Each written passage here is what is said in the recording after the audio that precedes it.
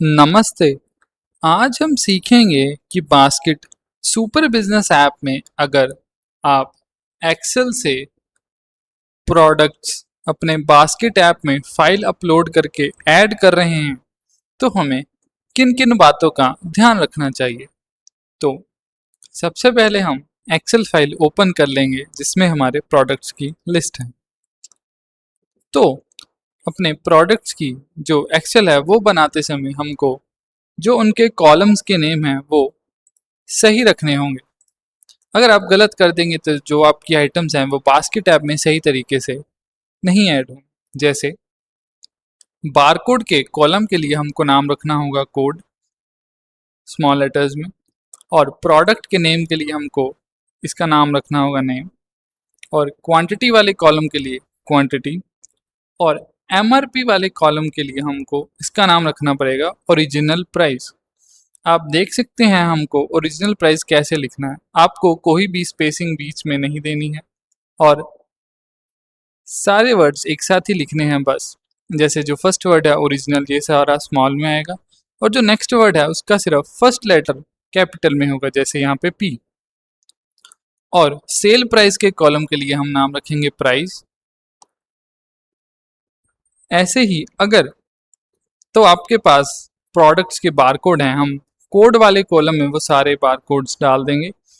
अगर by chance आपके पास barcodes नहीं हैं और आप चाहते हैं कि बास्केट ऐप खुद ब खुद ही बारकोड जनरेट कर ले, तो हम ये कोड वाले कॉलम को रिमूव कर देंगे और जनरेट बारकोड वाला एक न्यू कॉलम बना लेंगे और उसमें वैल्यू 1 फिल कर देंगे।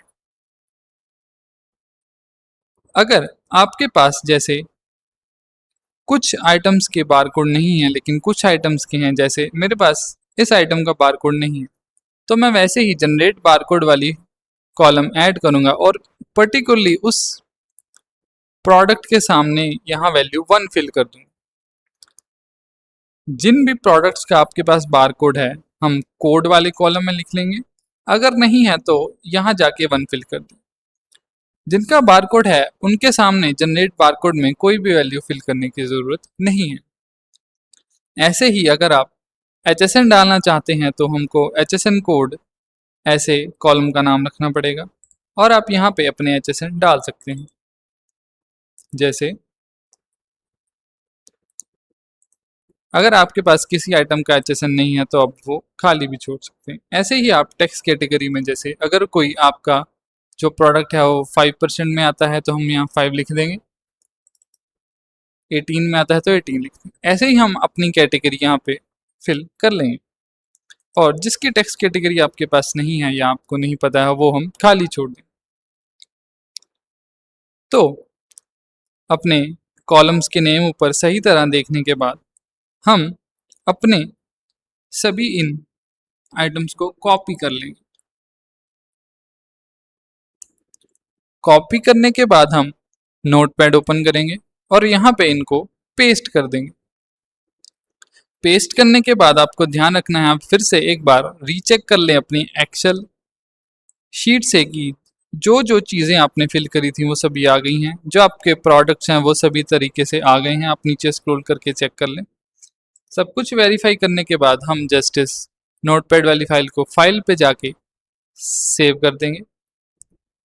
आप इसको अपनी मर्जी के मुताबिक जहाँ भी सेव कर सकते हैं, जैसे मैं डेस्कटॉप पे कर रहा हूँ, और इसका नाम आप कुछ भी रख लें जैसे प्रोडक्ट्स,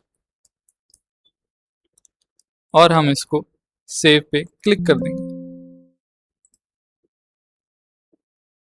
तो फाइल सेव करने के बाद हम बास्केट ऐप ओपन करेंगे और यहाँ पे हम लेफ्ट हैंड साइड टॉप पे 3 लाइंस पे क्लिक कर देंगे और यहाँ स्क्रॉल करके हम जाएंगे एडमिन वाले सेक्शन में, और यहाँ पे हम सिलेक्ट करेंगे फीड्स वाले ऑप्शन। तो यहाँ पे जितनी भी फाइल्स आपने पहले अपलोड करी होंगी वो आपको यहाँ शो हो जाएंगी। तो हम नीचे दिए गए ऐड फीड वाले बटन पे क्लिक करेंगे। देन हम आपको ध्यान रखिए कि फीड टाइम में आपको लिस्टिंग लोडर सिलेक्ट करना है जब भी आप प्रोडक्ट्स अपलोड कर रहे हो बास्केट ऐप में। उसके बाद हम नीचे पिक फाइल पे क्लिक करके अपनी जो फाइल है वो पिक कर लेंगे।